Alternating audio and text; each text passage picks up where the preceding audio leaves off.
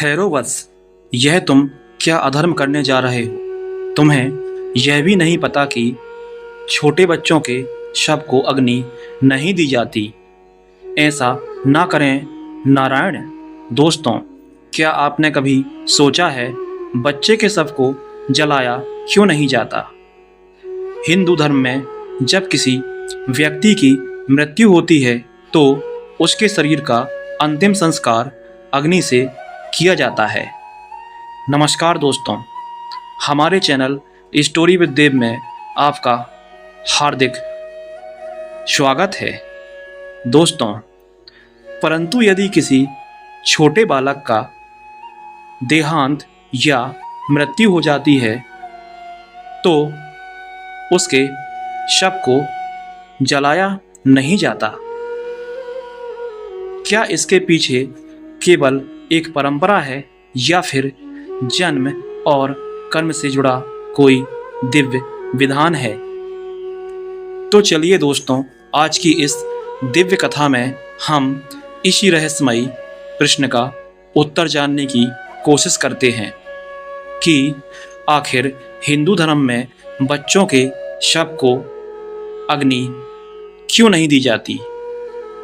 प्रिय मित्रों, एक बार की बात है, बैकुंठ लोक में भगवान विष्णु जी शेषनाग की दिव्य शैया पर माता लक्ष्मी के साथ विराजमान थे। उसी समय एक प्रश्न का उत्तर जानने की जिज्ञासा लेकर महर्षि नारद मुनि जी वहां पहुंच जाते हैं और नारद मुनि भगवान विष्णु से पूछते हैं। नारद जी ने भगवान विष्णु को प्रणाम किया और अपना प्रश्न पूछते हुए बोले, हे जनार्दन, हे मायापति, हे विष्णु जी, आज मैं आपके पास यह जानने के उद्देश्य से आया हूं कि हिंदू धर्म में जब किसी मनुष्य की मृत्यु हो जाती है तो उसका अंतिम संस्कार अग्नि द्वारा किया जाता है या अग्नि के द्वारा अंतिम संस्कार करते हैं। परंतु जब किसी छोटे बालक का स्वर्गवास या देहांत या फिर मृत्यु होती है तो उसके शरीर को जलाया क्यों नहीं जाता? इसके पीछे ऐसा कौन सा दिव्य रहस्य छिपा है? नारद जी के इस प्रश्न को सुनकर भगवान विष्णु जी मंद मंद मुस्कुराने लगे और बोले, हे देवर्षि नारद मुनि, यह कोई साधारण प्रश्न बिल्कुल भी नहीं है।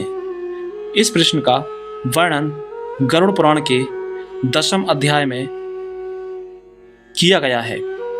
मृत्यु एक परंपरा नहीं है, बल्कि आत्मा, कर्म और पूर्व जन्मों से जुड़ा एक अत्यंत गढ़ रहस्य है। मैं तुम्हें एक ऐसी कथा सुनाता हूँ जिसे सुनकर तुम्हारे साथ ही साथ समस्त संसार के मानव का यह संयस समाप्त हो जाएगा। हे देवर्षि नारद, यह कथा उस कालखंड की है जब देवताओं को भी आर्षियों के तप के आगे अपना मस्तक झुकाना पड़ता था।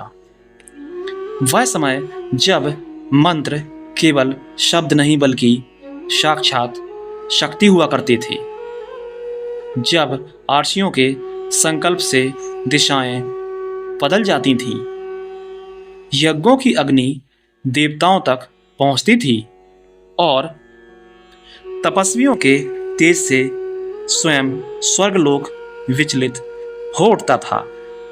उसी युग में एक ऐसी घटना घटी थी जिसने स्वयं अग्निदेव को प्रकट होकर आर्षियों के समक्ष अपनी विवशता स्वीकार करने का वाध्य कर दिया था। दोस्तों, वीडियो को अंत तक देखें और दोस्तों चैनल को सब्सक्राइब करना बिल्कुल भी ना भूलें और दोस्तों वीडियो को अपने मित्रों और परिवारजनों तक शेयर ज़रूर करें। क्या पता दोस्तों एक बहुत बड़ा ज्ञान उनको अर्जित हो सके। एक ऐसी घटना जिसने सभी आर्षियों और देवताओं को आश्चर्य में डाल दिया। हे देवर्षि नारद, यह कथा महान तपस्वी उग्रकेतु की है। सतयुग और त्रेता युग के उस संधि काल में जब पृथ्वी पर मंत्रों की शक्ति आज से कहीं अधिक प्रबल थी, उस समय आर्षियों की तपस्या केवल आत्मकल्याण तक सीमित बिल्कुल नहीं थी, बल्कि उसका प्रभाव संपूर्ण सृष्टि पर पड़ता था। एक आर्षि के आशीर्वाद से जीवन बदल सकता था और उनके क्रोध से देवता भी विचलित हो उठते थे। उसी समय धरती लोक पर दंडकारण्य नाम का एक विशाल और रहस्यमयी वन था। दोस्तों, हमारे वीडियो को लाइक ज़रूर करें। वह इतना घना वन था कि उसके ऊंचे वृक्षों की शाखाएं आकाश को ढक लेती थीं। सूर्यदेव की किरणें मुश्किल से धरती पर पहुंच पाती थीं। वन के भीतर दूर दूर तक केवल हिंसक पशुओं की गर्जना, पक्षियों की विचित्र ध्वनियाँ और तपस्वियों के मंत्रों उपचार सुनाई देते थे। वो जंगल बहुत घना था। वहाँ पर सूर्य की किरणें ही मुश्किल से नीचे तक ज़मीन तक पहुँच पाती थीं। साधारण मनुष्य उस वन में प्रवेश करने का साहस बिल्कुल भी नहीं कर सकता था। इसी भयानक और रहस्यमयी दंडकारण्य वन के मध्य महर्षि उग्रकेतु का आश्रम था।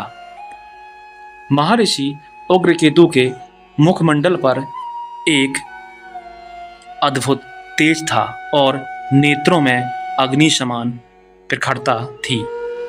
उनके व्यक्तित्व में ऐसी गंभीरता थी कि बड़े बड़े तपस्वी भी उनके सामने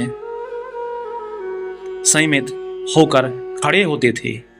उनकी लंबी जटाएं कंधों से नीचे तक लटकती थीं और वर्षों की तपस्या से उनका शरीर क्रश हो चुका था, किंतु उनके तेज में कोई कमी नहीं आई थी। उनकी क्रोधाग्नि इतनी प्रचंड थी कि दंडकारण्य के सिंह, व्याघ्र और अन्य हिंसक पशु भी उनके आश्रम से कई कोस दूर रहते थे। महर्षि उग्रकेतु ने अनेकों वर्ष तक घोर तपस्या की। उन्होंने अन्न बिल्कुल तरीके से त्याग दिया था, जल का सेवन भी छोड़ दिया था। लेकिन आप लोग सोच रहे होंगे कि अन्न के बिना तो चल सकता है, लेकिन जल का सेवन कैसे कोई त्याग सकता है? तो दोस्तों आगे सुनिए। केवल वायु के सहारे जीवन व्यतीत कर रहे थे। धीरे धीरे उनकी तपस्या का प्रभाव स्वर्गलोक तक पहुंचने लगा, जिससे कारण देवराज इंद्र का सिंहासन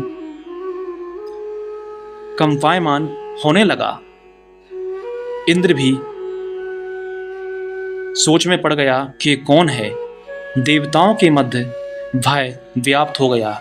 धीरे धीरे इसी प्रकार समय बीतता गया और महर्षि उग्रकेतु ने अनेक दिव्य सिद्धियां प्राप्त कर लीं। उनके पास ऐसे मंत्र थे जो प्रकृति के तत्वों को प्रभावित कर सकते थे। वे वायु की दिशा बदल सकते थे, वर्षा रोक सकते थे और अग्नि को भी शांत करने की शक्ति रखते थे। वन में रहने वाले अन्य आर्षि मुनियों भी उनके तेज और तप का सम्मान करते थे, परंतु अनेकों सिद्धियां प्राप्त करने के कारण उनके भीतर अभिमान ने जन्म ले लिया।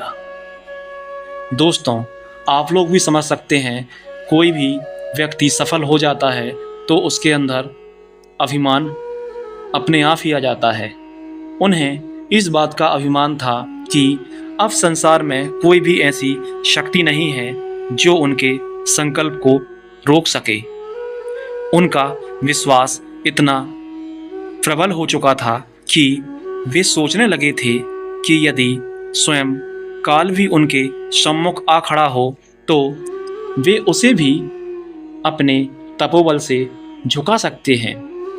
किंतु जीवन के संध्या काल में जब वर्षों की तपस्या से तपे हुए महर्षि उग्रकेतु का शरीर वृद्धावस्था की ओर बढ़ने लगा, उसी समय विधाता ने उनके जीवन में एक ऐसा प्रसंग रचा जिसकी उन्होंने कभी कल्पना भी नहीं की थी। वर्षों तक तप, व्रत और वैराग्य में जीवन बिताने वाले महर्षि उग्रकेतु को एक पुत्र रत्न की प्राप्ति हुई, जिसका नाम उन्होंने रुद्रायण रखा।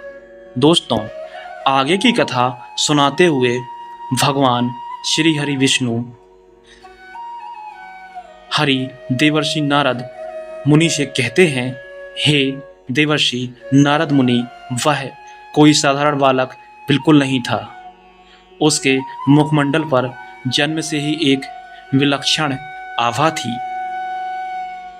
उसके नेत्रों में अलौकिक तेज विद्यमान था। जो भी उसे देखता क्षण भर के लिए अपने सारे दुख और थकान हमेशा के लिए भूल जाता। मानो उस व्यक्ति को कभी कोई दुख, कभी कोई थकान और कभी कोई चिंता थी ही नहीं। उस बालक को देखने पर ऐसा प्रतीत होता था मानो स्वयं कोई दिव्य चेतना बालक के भीतर निवास कर रही हो। आश्रम में जहाँ पहले केवल मंत्रों की ध्वनि और तप का गंभीर वातावरण रहता था, वहीं अब उस नन्हे बालक की किलकारियाँ गूंजने लगी थीं।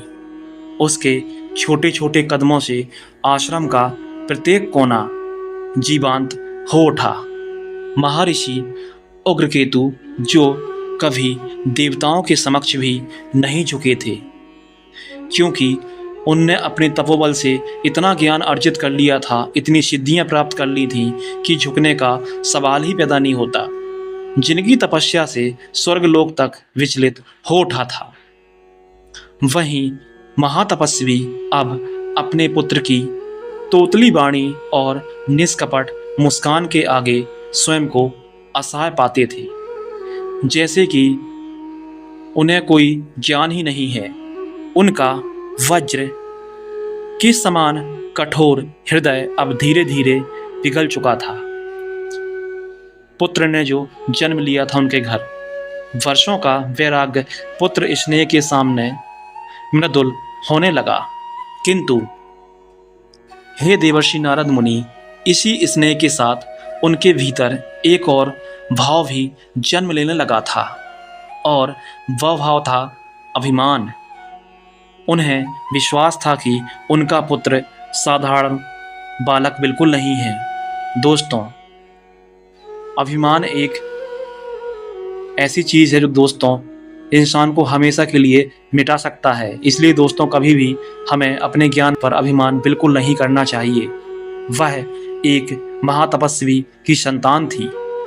उस पर मृत्यु की दृष्टि पड़ना भी असंभव नहीं थी। उन्हें प्रतीत होने लगा था कि उनके तपोबल का प्रभाव उनके पुत्र को मृत्यु से दूर रखेगा। वे मन ही मन सोचते रहते थे कि जिसने काल को चुनौती दी हो, उनके पुत्र को मृत्यु कैसे स्पर्श कर सकती है। लेकिन दोस्तों, नियति किसी का अभिमान स्वीकार नहीं करती। वह राजा और सन्यासी में भेद नहीं करती। समय आने पर वह सबसे कठोर हृदय को भी परीक्षा के अग्निकुंड में अवश्य उतारती है।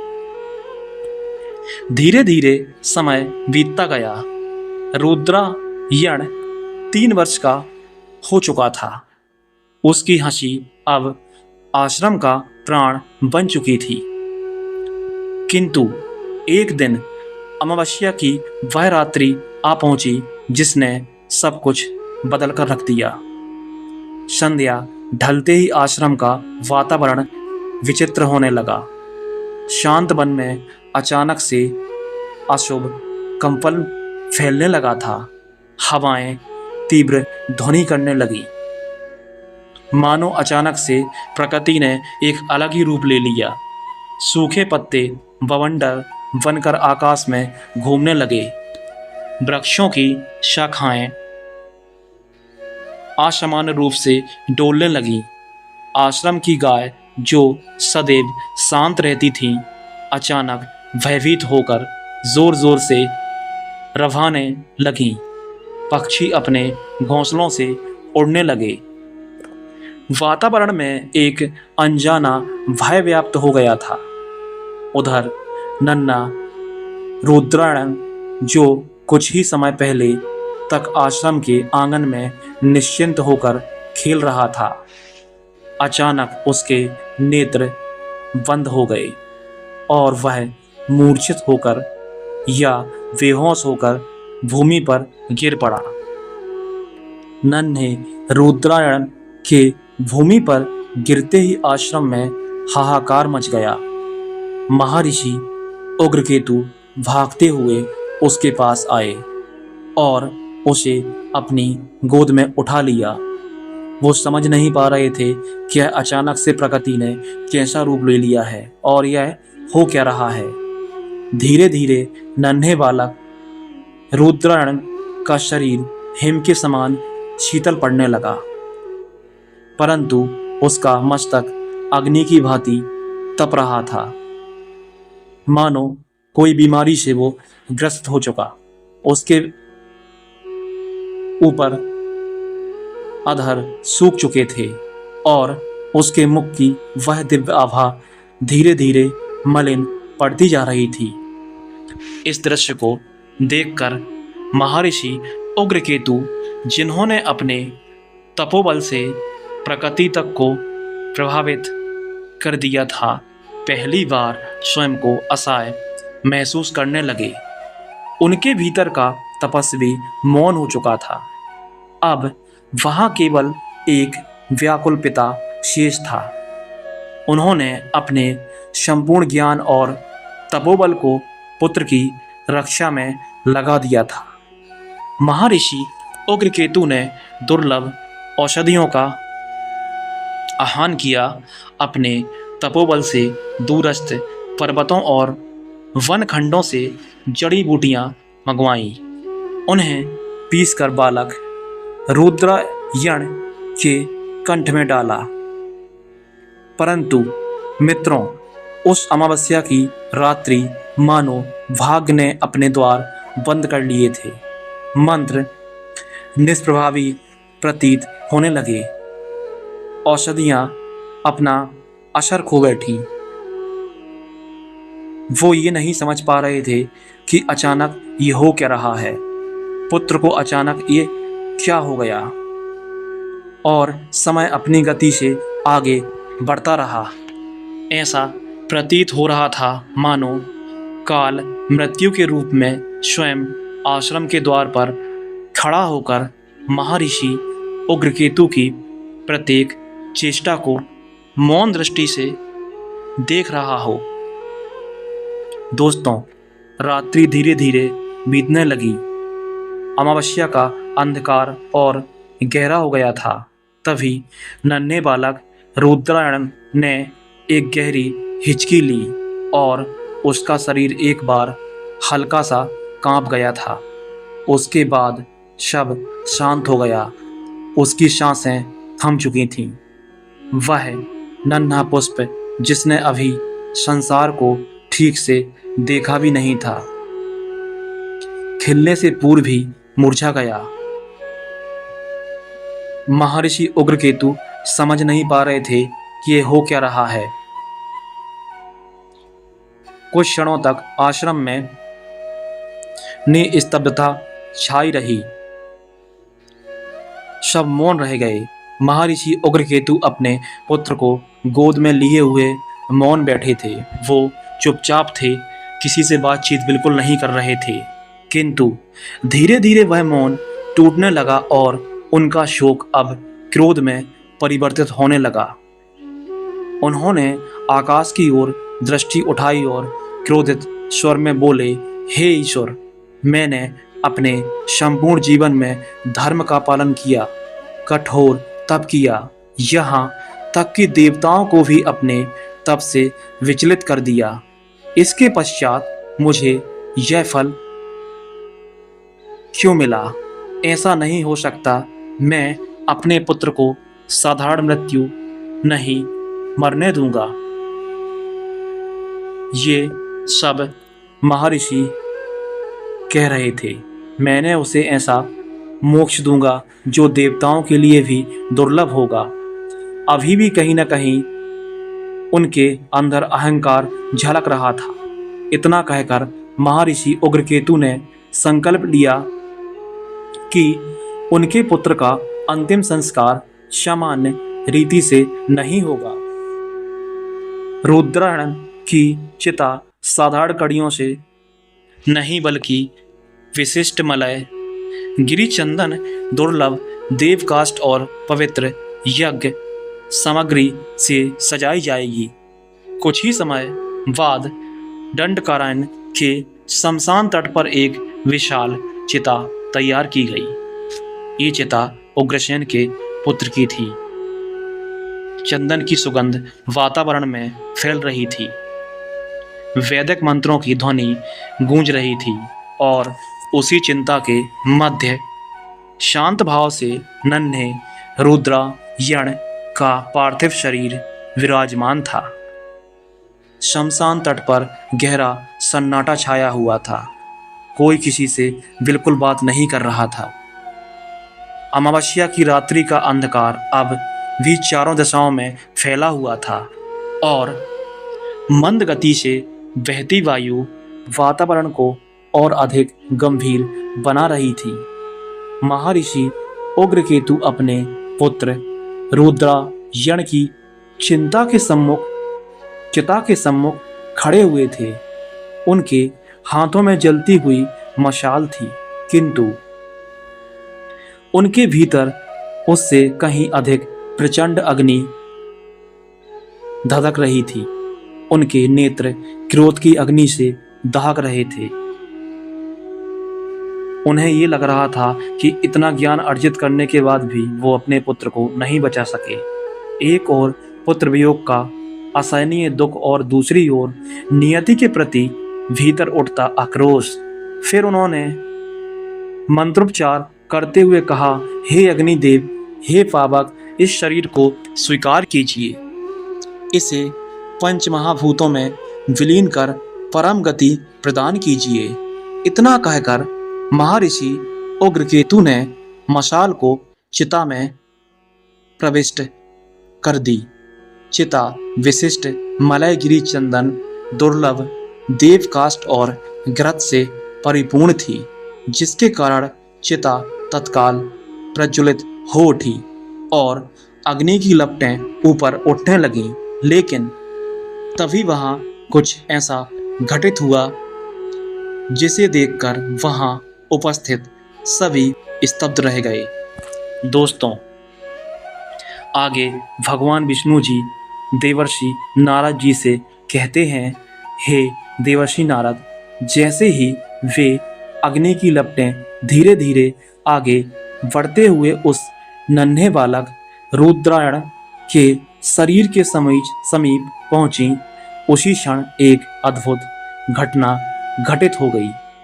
जो ज्वालाएं अभी कुछ क्षण पहले तक प्रचंड वेग से नृत्य कर रही थीं, वे अचानक मंद पड़ने लगीं। उनका तेज क्षीण हो गया और अगले ही पल वे शांत होकर बुझ सी गईं। ऐसा प्रतीत हुआ मानो स्वयं अग्निदेव उस बालक को स्पर्श करने में संकोच कर रहे हैं। सभी वहां पे खड़े हुए सोच में पड़ गए। ये हो क्या रहा है? कोई समझ नहीं पा रहा था। मानो कोई अदृश्य दिव्य शक्ति उन्हें रोक रही हो। यह दृश्य देखकर वहां उपस्थित महर्षि उग्रकेतु कुछ क्षणों के लिए स्तब्ध रह गए। उनके नेत्रों में आश्चर्य था, परंतु उनके तपस्वी मन ने तत्काल इस घटना का कारण खोजने का प्रयास किया। उन्होंने विचार किया कि संभवतः यह वायु के वेग का प्रभाव हो सकता है अथवा चिता की व्यवस्था में कोई त्रुटि रह गई होगी, किंतु सत्य को परखने हेतु उन्होंने दोबारा प्रयास करने का निश्चय किया और उन्होंने अग्नि में और अधिक घी अर्पित किया। वेद मंत्रों का उच्चारण पहले से अधिक गंभीर और तीव्र स्वर में करने लगे। उन्हें स्वर के साथ वातावरण भी गंभीर होता चला गया।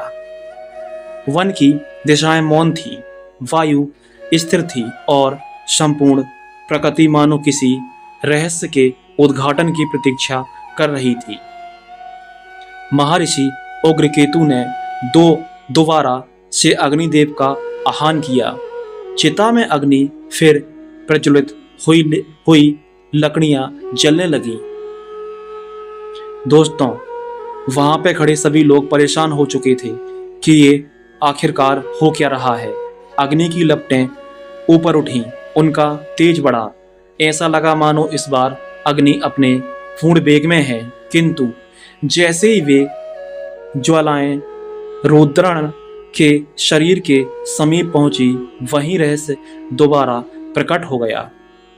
उनका तेज क्षीण होने लगा, उनकी उग्रता शांत होने लगी। जो अग्नि अभी प्रचंड थी, वहीं एक पल में शीतल होकर स्थिर हो गई। ऐसा लगा मानो अग्नि अपना स्वभाव ही भूल गई हो। हे देवर्षि नारद, यह अब केवल एक विचित्र घटना नहीं रह गई थी। यह तो प्रकृति के सामान्य नियमों से परे एक दिव्य संकेत प्रतीत होने लगा था। महर्षि उग्रकेतु के मुख पर अब केवल विस्मय ही नहीं था, अपितु एक सूक्ष्म भय भी प्रकट होने लगा, क्योंकि वे जानते थे कि अग्नि अपने धर्म से कभी विचलित नहीं होती। जो कुछ भी अग्नि को समर्पित किया जाता है, वह उसे स्वीकार अवश्य कर लेती है, परंतु आज वह स्वयं पीछे हट रही है। यह बहुत ही आश्चर्य की बात थी, मानो अग्निदेव यह कह रहे हों कि इस बालक में कुछ ऐसा है जिसे अग्नि भी भस्म करने का साहस नहीं कर सकती। वातावरण अब और भी गंभीर हो चुका था। दोस्तों, वीडियो को अंत तक जरूर देखें और चैनल स्टोरी विद देव को सब्सक्राइब करना बिल्कुल भी ना भूलें। वृक्षों की शाखाएं स्थिर थीं, पक्षियों का कलरव मौन हो गया था।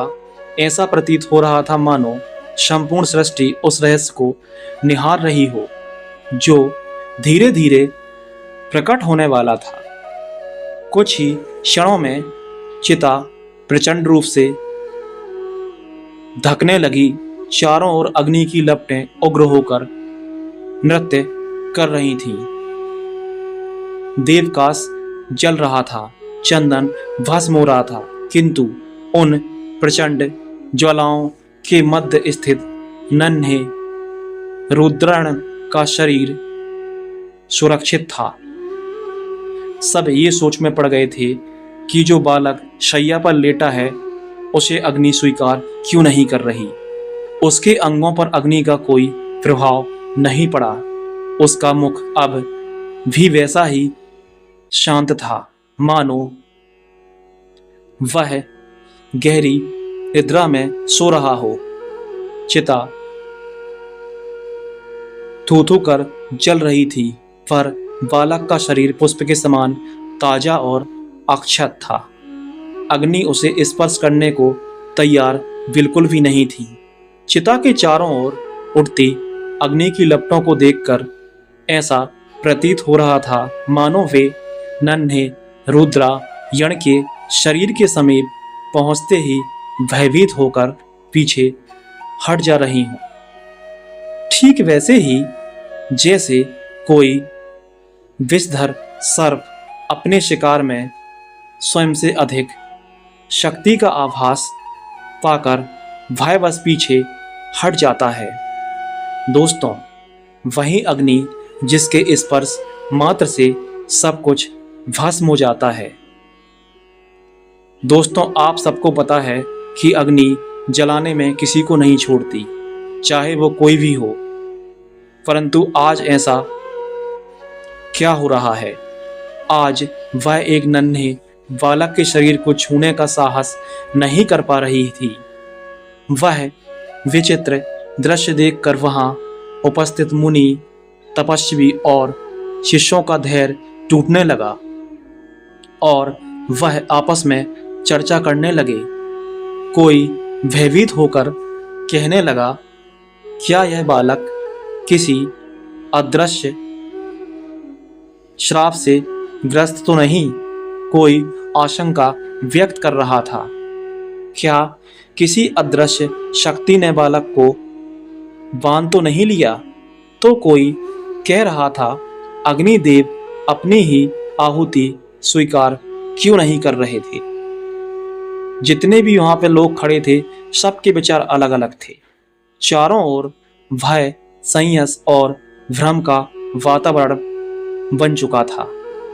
यह सब सुनकर महर्षि उग्रकेतु का धैर्य टूटने लगा और उनके मन में एक विचार उत्पन्न हुआ कि यह अग्निदेव का अहंकार है जो उनके पुत्र का अपमान कर रहा है।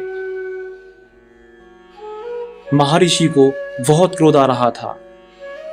वह क्रोधित हो उठे और आकाश की ओर देखकर प्रचंड गुस्से में गर्जना करते हुए बोले, हे अग्निदेव, क्या तुम मेरे धैर्य की परीक्षा ले रहे हो? क्या तुम भूल गए कि मैं कौन हूं? मैं वही महर्षि उग्रकेतु हूं जिसने प्रकोप से स्वयं देवता कांपते थे। यदि तुम मेरे पुत्र के नश्वर या मृत शरीर को अग्नि नहीं दे सकते तो इसका अर्थ है कि तुम्हारे भीतर वह पवित्रता शेष नहीं रही। तुम्हें अहंकार तो नहीं आ गया? महर्षि ने ऐसा बोला। तुम अपने धर्म से विचलित हो चुके हो। दोस्तों, महर्षि उग्रकेतु के इन शब्दों से वातावरण और अधिक गंभीर हो उठा। क्रोध में आकर महर्षि ने अपना कमंडल उठा लिया और उसमें से जल लेकर अग्निदेव को और श्राप देने के लिए हाथ उठाया। यह देखकर समस्त दिशाएं कांप उठी। फिर महर्षि उग्रकेतु ने दोबारा क्रोधित स्वर में कहा, हे अग्निदेव, इसी क्षण मेरे सम्मुख उपस्थित हो जाओ और इस रहस्य का कारण बताओ, अन्यथा मैं अपने तपोबल से तुम्हें ऐसा श्राप दूंगा कि तुम सृष्टि से सदा के लिए विलुप्त हो जाओगे। यह सुनकर शमशान की भूमि थरथराने लगी और अचानक से उस बुझती हुई चिता के मध्य से एक दिव्य प्रकाश प्रकट हुआ, जिसका तेज इतना प्रचंड था कि वहां उपस्थित लोगों ने अपने नेत्र ढक लिए। अब ऋषि बहुत गुस्से में थे। उस दिव्य प्रकाश के मध्य एक विराट स्वरूप प्रकट हुआ। दोस्तों, वह कोई और नहीं, स्वयं अग्निदेव थे। उनका स्वरूप तेज और बहुत ज्यादा अग्निमय था। उनकी ज्वालाएं ऊपर उठ रही थीं, मानो वे आकाश को स्पर्श कर रही हों। ऐसा प्रतीत हो रहा था मानो स्वयं अग्नि ने देह धारण कर पृथ्वी पर अवतार ले लिया हो। तभी अग्निदेव का गंभीर स्वर गूंजा, ठहरिए महर्षि उग्रकेतु, आप ऐसा अनर्थ मत कीजिए। वर्षों की तपस्या से अर्जित अपने तपोबल को क्रोध में आकर नष्ट मत कीजिए। अग्निदेव की बात सुनकर महर्षि उग्रकेतु और अधिक व्याकुल हो उठे। उन्होंने अश्रुपूर्ण नेत्रों से अग्निदेव को की ओर देखा और कांपते हुए स्वर में बोले, हे अग्निदेव, मैं क्या करूं? आखिर किस अपराध के कारण आप मेरे पुत्र के शरीर को अग्नि स्वीकार नहीं कर रहे हो? क्या उसके शरीर में कोई दोष है? क्या यह किसी अशुभ संकेत का प्रतीक है? महर्षि उग्रकेतु की वाणी कांप रही थी। वो पूरी तरह से परेशान हो गए थे। उनके मुख पर आश्चर्य था, नेत्रों में पीड़ा थी और हृदय अनेक प्रश्नों से व्याकुल हो उठा। वे उस बालक की ओर देख रहे थे जिसकी देह चिता पर विराजमान थी, परंतु अग्नि की लपटें उसे स्पर्श करने से मानो स्वयं पीछे हट रही हों। संपूर्ण वातावरण मौन हो गया। वायु भी जैसे स्थिर हो गई। ऐसा प्रतीत हो रहा था मानो स्वयं प्रकृति किसी गहरे रहस्य को प्रकट करने की प्रतीक्षा कर रही हो। किसी को भी कुछ समझ में नहीं आ रहा था कि वहां अचानक ये क्या हो रहा है। तभी अग्निदेव ने गंभीर वाणी में कहा, हे मुनिवर उग्रकेतु, अपने हृदय के क्रोध को शांत कीजिए और अपनी दिव्य दृष्टि को जागृत कीजिए। जो सामने दिखाई दे रहा है वही संपूर्ण सत्य नहीं है। सत्य उससे कहीं अधिक सूक्ष्म होता है। आप मुझे अग्नि समझते हैं, दाहक समझते हैं। संसार मुझे केवल जलाने वाला मानता है, किंतु बहुत कम लोग यह जानते हैं कि मैं वास्तव में क्या जलाता हूँ। मैं केवल शरीर को भस्म करने वाला नहीं हूँ। शरीर तो पंच तत्वों से बना है और अंत में उन्हीं में विलीन हो जाता है। मेरा कार्य केवल देह का अंत करना नहीं है, बल्कि उस मलिनता को भस्म करना है जो आत्मा पर जीवन भर कर्मों की परतों के रूप में चढ़ती रहती है। हे मुनिवर, जब कोई जीव इस संसार में जन्म लेता है तब वह केवल जीवन नहीं जीता, वह अपने प्रत्येक विचार, प्रत्येक कर्म और प्रत्येक भावना से स्वयं का निर्माण भी करता है। उसके कर्म ही उसके चारों ओर एक अदृश्य आवरण बुनते हैं। वही आवरण उसके अंत समय तक उसके साथ चलता है। इसी कारण अंत्येष्टि केवल शरीर का संस्कार नहीं है, वह आत्मा के लिए अंतिम शुद्धि का द्वार मानी गई है। दोस्तों, वीडियो को लाइक करें और दोस्तों हमारे वीडियो को शेयर करना बिल्कुल ना भूलें। अग्नि उस देह को ना क्योंकि ही बल्कि उस जीवन के साथ जुड़े अवशेषों को भी अपने भीतर समाहित करती है। परंतु हे महर्षि, कुछ आत्माएं ऐसी भी होती हैं जिन पर संसार की धूल अभी जमी ही नहीं होती। कुछ जीवन ऐसे होते हैं जो अभी कर्मों के भार से स्पर्शित नहीं हुए होते। वे निर्मल होते हैं, निष्कलुष होते हैं और उन पर ना अहंकार की छाया होती है, ना वासना का बंधन होता है। और ना ही लोभ का स्पर्श होता है। ऐसे अस्तित्वों के सामने अग्नि का धर्म भी बदल जाता है, क्योंकि जहाँ मलिनता ही नहीं वहाँ शुद्धि किस बात की। फिर अग्निदेव ने सृष्टि का गूढ़ नियम समझाते हुए आगे कहा, हे मुनिवर, जब कोई मनुष्य जीवन जीता है तब वह केवल सांसें नहीं लेता, बल्कि अपने प्रत्येक कर्म से स्वयं को गढ़ता भी है।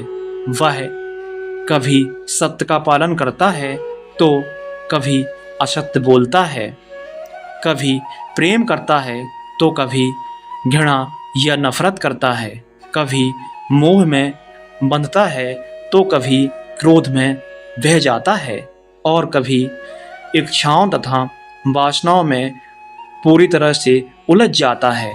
यह सब केवल घटनाएं नहीं होती, यह संस्कार बनकर उसके अस्तित्व पर अंकित हो जाती हैं। दोस्तों, धीरे धीरे वे उसके शरीर, उसके मन, उसकी चेतना पर परतों की भांति जमने लगती हैं। मृत्यु के पश्चात आत्मा उस शरीर को सहजता से नहीं छोड़ पाती, क्योंकि उसके साथ उसका मोह जुड़ा होता है। तब स्वयं मुझे उस मोह के बंधन को तोड़ना पड़ता है। दाह संस्कार केवल शरीर को भस्म करना नहीं है। हे मुनिवर, यह उस अशुद्ध, उस मोह और उन बंधनों के विरुद्ध एक अंतिम युद्ध है जो आत्मा को मुक्त नहीं होने देती। दोस्तों, इतना कहकर अग्निदेव ने उन्हें रुद्रायण की ओर दृष्टि डालते हुए कहा, हे महर्षि उग्रकेतु, इस बालक को देखिए। अपनी दिव्य दृष्टि से इसके अस्तित्व को पहचानिए। इसने अभी जीवन को जाना ही कहाँ है। इसके भीतर ना अहंकार है, न क्रोध है, ना ही किसी प्रकार का छल कपट, ना द्वेष। इसमें ना किसी को कष्ट दिया, ना किसी को किसी प्रकार का परेशान किया। इसने ना असत्य बोला, ना छल किया और ना ही किसी के प्रति वैर रखा। इसकी आत्मा पर ना पाप की कोई परत है, ना ही पाप की कोई छाया है और ना पुण्य का कोई भार है। यह अभी कर्मों के बंधनों से अछूता है। यह केवल शरीर नहीं है, यह उस ओस की बूंद के समान है जो अभी संसार की धूल से स्पर्शित भी नहीं हुआ। यह ईश्वर की निर्मल अभिव्यक्ति है। फिर अग्निदेव ने अत्यंत विनम्र स्वर में कहा, मैं अशुद्धि को जला सकता हूँ, पवित्रता को नहीं। जो पहले से ही कुंदन हो उसे अग्नि में डालकर मैं क्या शुद्ध करूँगा। महर्षि को धीरे धीरे अग्निदेव की बात समझ में आने लगी। यदि मैं इसे जलाने का प्रयास भी करूं तो वह मेरे धर्म के विरुद्ध होगा। फिर अग्निदेव ने अपना अंतिम निर्णय सुनाते हुए कहा, हे महर्षि, आप इस नन्हे से शरीर को मुझे मत सौंपिए, क्योंकि मैं केवल मलिन शरीर को जलाता हूँ और मैं पाप का भागीदार नहीं बनना चाहता। अग्नि इसका स्थान नहीं है। इसे धरती माता की गोद में सौंप दीजिए, जो इसकी आदि जननी है। इसे बीज के समान धरती में विश्राम दीजिए। यदि बीज को अग्नि में डाल दिया जाए तो वह भस्म होकर समाप्त हो जाता है, किंतु यदि उसे धरती की गोद में सौंप दिया जाए तो वह शांत होकर विश्राम करता है, अपनी जड़ों को पुनः प्राप्त करता है। दोस्तों, वीडियो को अंत तक ज़रूर देखें और चैनल स्टोरी विद देव को सब्सक्राइब करना बिल्कुल भी ना भूलें। और दोस्तों, वीडियो को शेयर ज़रूर करें और समय आने पर नए जीवन के रूप में फिर से प्रकट होता है। अग्निदेव के यह वचन सुनते ही महर्षि उग्रकेतु का शरीर कांप उठा। उनके हाथ से वह कमंडल छूटकर भूमि पर गिर पड़ा, जो कमंडल उठाकर वो अग्निदेव को श्राप देने वाले थे, जिसे उठाकर वे कुछ ही क्षण पहले श्राप देने वाले थे। उनके भीतर वर्षों से संचित तप का अभिमान, पुत्र मोह और क्रोध सब एक साथ टूट गया। वो भूल चुके थे कि उनके अंदर अहंकार नाम की भी कोई चीज है। उन्हें अपनी भूल का आभास हो चुका था। वे अपने पुत्र के लिए मोक्ष की जिद कर रहे थे, जबकि मार्ग कुछ और था। नन्हा रुद्रा यण अभिमुक्ति की अंतिम अवस्था तक नहीं पहुंचा था। वह तो जीवन यात्रा के अगले सोपान की ओर बढ़ रहा था। उसे अंत नहीं चाहिए था, उसे एक नया अवसर चाहिए था। महर्षि उग्रकेतु ने कांपते हाथों से चिता की ओर शेष अग्नि को शांत किया। फिर उन्होंने अपने पुत्र रुद्रा यण के शरीर को अपनी गोद में उठाया। उस क्षण एक तपस्वी नहीं, केवल एक पिता शेष रह गया था। वह उसे लेकर वन के उस भाग में पहुंचे जो सबसे शांत, पवित्र और निर्मल स्थान था। वहां वृक्ष स्थिर थे, वायु मंद थी और प्रकृति स्वयं मौन प्रतीत हो रही थी। महर्षि उग्रकेतु ने अपने हाथों से धरती में एक छोटा सा गड्ढा खोद लिया और उसमें नन्हे रुद्रा यण को विश्राम दिया। फिर उसके मस्तक को अंतिम बार स्पर्श किया और प्रेम से उसका ललाट या माथा चूम लिया। जब उन्होंने उस पर मिट्टी डालनी आरंभ की, तब उनके हृदय में एक विचित्र अनुभूति हुई। उन्हें ऐसा लगा मानो वे अपने पुत्र को मिट्टी में नहीं सुला रहे, बल्कि किसी अनमोल बीज को सुरक्षित कर रहे हों। दोस्तों, इस प्रकार से महर्षि उग्रकेतु ने प्रकृति की धरोहर को पुनः प्रकृति में समर्पित कर दिया। इस प्रकार से यह कथा समाप्त होती है। दोस्तों, आगे भगवान विष्णु जी देवर्षि नारद जी से कहते हैं, हे देवर्षि नारद जी, मृत्यु के पश्चात प्रत्येक देह का मार्ग एक समान बिल्कुल नहीं होता। धर्म ग्रंथों में कुछ मान्यताओं के लिए अग्नि का मार्ग निर्धारित तो है, कुछ के लिए धरती की गोद निर्धारित की गई है। यही कारण है कि गरुड़ पुराण में दो ऐसी आत्माओं का वर्णन मिलता है जिन्हें अग्नि को समर्पित नहीं किया जाता। पहली उस आत्मा की जिसने जीवित रहते हुए स्वयं को संसार के बंधनों से मुक्त कर लिया हो, और दूसरी उस आत्मा की जिसने अभी संसार के बंधनों को स्पर्श तक ना किया हो। एक परम सन्यासी और दूसरा निष्पाप शिशु। भगवान श्री हरि विष्णु जी आगे कहते हैं, हे देवर्षि नारद जी, जब कोई मनुष्य संन्यास ग्रहण करता है तब वह केवल गृहस्थ जीवन का त्याग नहीं करता, बल्कि अपने पुराने अस्तित्व का भी विसर्जन कर देता है। संस्कार के समय वह अपने कुल, अपने नाम, अपने संबंधों और अपने अहंकार, अपना क्रोध तक को भी त्याग देता है।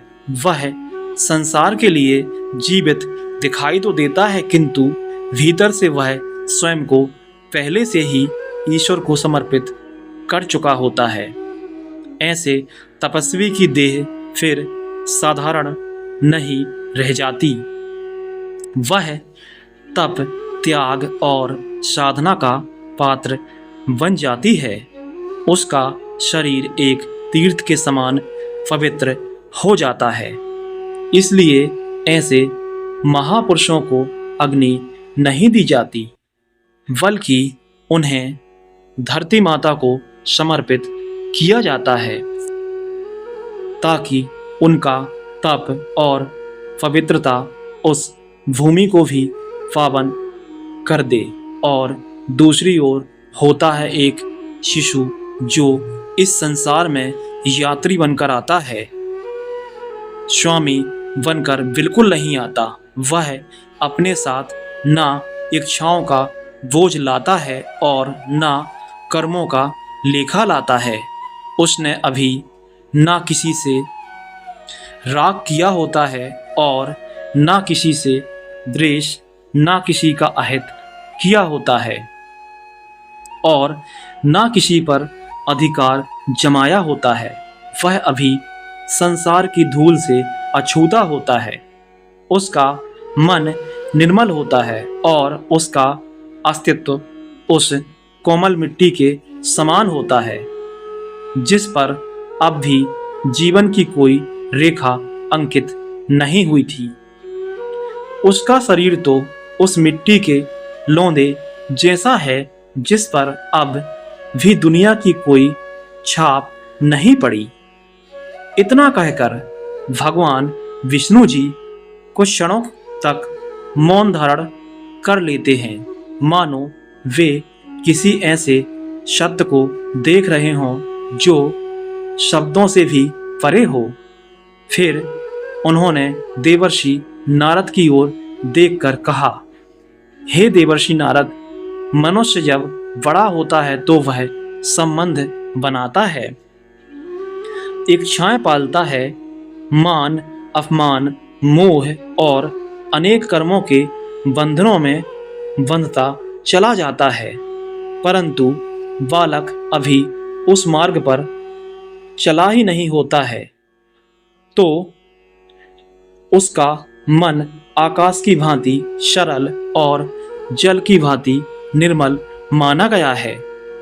इसी कारण छोटे बच्चों का दाह संस्कार नहीं किया जाता, क्योंकि उन्हें निष्पाप, कोमल और ईश्वर के अधिक निकट माना गया है।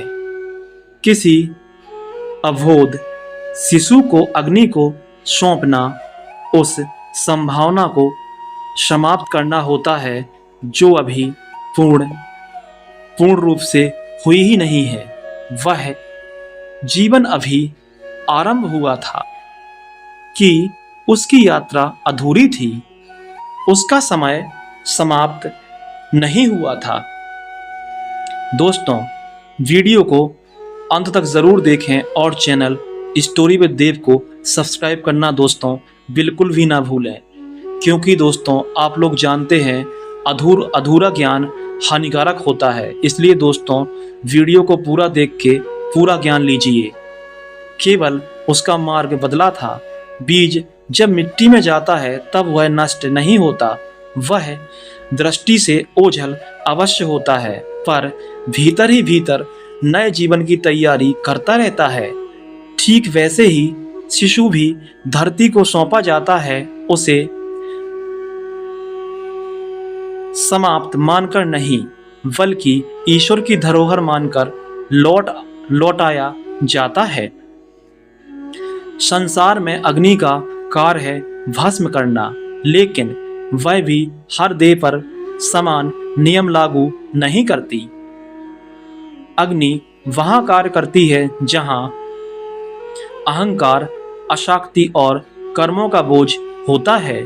सन्यासी उस बोझ को जीवन रहते ही उतार चुका होता है और शिशु ने अभी उसे उठाया ही नहीं होता है, तो वो चुकाए कैसे? एक ने संसार छोड़ दिया और दूसरा अभी संसार में आया ही कहाँ था। इसलिए इन दोनों को अग्नि नहीं, धरती की शरण दी जाती है। धरती जो सबकी अंतिम माता है, वहीं सन्यासी को विश्राम देती है और वहीं शिशु को अपने भीतर सहेज कर समय आने पर फिर जीवन के द्वार तक पहुंचाती है। भगवान विष्णु जी के श्रीमुख से यह अद्भुत ज्ञान पाकर देवर्षि नारद जी मौन हो गए। उनके भीतर का प्रश्न अब विलीन हो चुका था। उन्होंने हाथ जोड़कर कहा, हे जगत पालक, हे जनार्दन, अब समझ आया कि कभी कभी शोक में भी मौन क्यों होता है। अब समझ आया कि उस माँ की आंखों में आंसू कम और विश्वास अधिक क्यों होता है। वह अपने बच्चे को विदा नहीं कर रही होती, बल्कि वह तो उसे माँ धरती की गोद में सुलाती है। प्रिय मित्रों, इस प्रकार से आज की यह कथा समाप्त होती है। यदि आपको यह ज्ञान से परिपूर्ण कथा पसंद आई हो तो दोस्तों, हमारे चैनल स्टोरी विद देव को सब्सक्राइब करना बिल्कुल भी ना भूलें और दोस्तों, इसे अपने मित्रों और परिवारजनों को शेयर ज़रूर करें। क्या पता आपके एक शेयर से किसी का कुछ अच्छा हो जाए। तो दोस्तों, एक बार प्रेम से बोलिए जय श्री कृष्णा। तो प्रिय मित्रों, वीडियो देखने के लिए आप सभी का बहुत बहुत धन्यवाद।